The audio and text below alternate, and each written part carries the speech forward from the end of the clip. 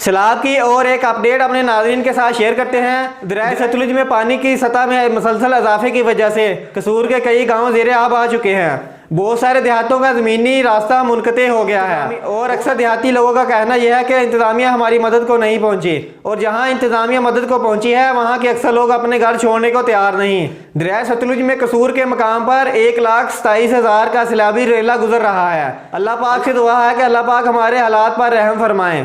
आमीन।